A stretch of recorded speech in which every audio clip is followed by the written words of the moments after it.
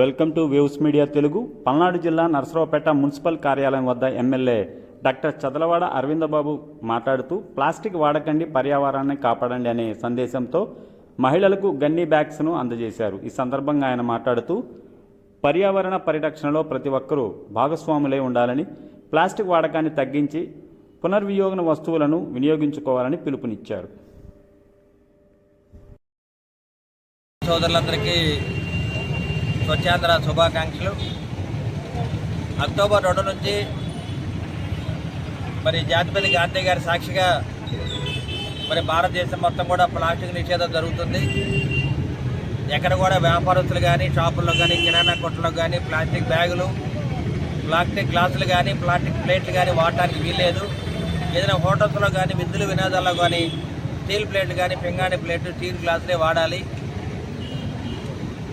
Plastic బ్యాగులు నిషేధించి గుడ్డ సంచులు వాడదాం. ఎందుకంటే పర్యావరణాన్ని రక్షించుకోవాలంటే మనం అందరం కూడా ఈ ప్లాస్టిక్ బ్యాగులు, ప్లాస్టిక్ గ్లాసులు ఇవన్నీ కూడా వ్యర్థ పదార్థాలని కాలువల్లో వేయడం జరుగుతుంది. కాలువల వల్ల మరి పర్యావరణ కాలుష్యం దెబ్బతింటుంది. కాబట్టి మనం అందరం కూడా పర్యావరణం దెబ్బతింటుంది. అదేవిధంగా కాలుష్యాన్ని నివారించుకోవడానికి మనం అందరం కూడా రేపు రాబోయే కాలంలో అక్టోబర్ 2 నుంచి ప్లాస్టిక్ బ్యాగులు, గ్లాసులు ఇవన్నీ కూడా నిషేధం జరుగుతుంది.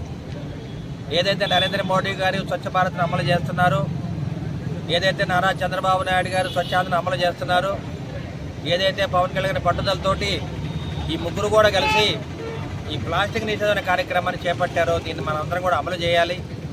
మరి ఇక్కడ చూస్తే లాయర్లు, డాక్టర్లు, ఇంజనీర్లు, అదేవిధంగా వ్యాపారస్తులు ఉన్నారు. మరి law and order police department కూడా ఇక్కడే ఉన్నారు. కాబట్టి మున్సిపల్ అధికారులు ఉన్నారు.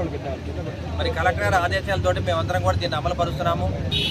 మరి ఎమ్మెల్యేగా నరసరావుపేటలో స్వచ్ఛాంధ్ర కార్యక్రమాన్ని మరి నెలకి ఒక రోజు అమలు చేస్తుంటే మేమందరం కూడా ఉమ్మడి కుటుంబ నాయకులు, కార్యకర్తలు, మహిళలందరం కూడా ప్రతిరోజు స్వచ్ఛాంధ్ర కార్యక్రమాన్ని అమలు పరుస్తున్నాం. కాబట్టి మరి గాంధీ గారి సాక్షిగా అక్టోబర్ 2 నుంచి పూర్తిగా ప్లాస్టిక్ నిషేధం జరుగుతుంది. ఎవరైనా ప్లాస్టిక్ కనుక అమ్ముతుంటే మాత్రం వారి మీద కఠిన చర్యలు తీసుకుంటుంది ప్రభుత్వం. అదేవిధంగా ప్లాస్టిక్ వద్దు, గుడ్డ సంచులే వాడదామని చెప్పి ఇవాళ మదర్ తెరీసా చారిటబుల్ ట్రస్ట్ వాళ్ళు, రాఘవేంద్ర చారిటబుల్ ట్రస్ట్ వాళ్ళు, అదేవిధంగా రిటైర్డ్ ఎస్ఐ కాసిం గారు, మరి మున్సిపల్ అధికారులు, అదేవిధంగా స్వచ్ఛంద సేవకులు వీళ్ళందరూ కూడా ఈ కార్యక్రమాన్ని విజయవంతం చేశారు. మరి ఇటువంటి కార్యక్రమంలో మన లాయర్ రవి గారికి, ఏఎస్ఐ కాసిం గారికి, మరొకసారి కృష్ణ కుమార్ గారికి, మున్సిపల్ అధికారులకు, పత్రికా సిబ్బందికి నా ధన్యవాదాలు తెలియజేస్తూ ఈ కార్యక్రమానికి మన వన్ టౌన్ సిఐ గారు చరణ్ గారు కూడా రావడం జరిగింది. అదే పలుకూరు జగ్గయ్య గారు, మన town party president Gattupalli Satyanarayana గారు, అదేవిధంగా మన రొంపిచెర్ల ఎంపీపీ మండల పార్టీ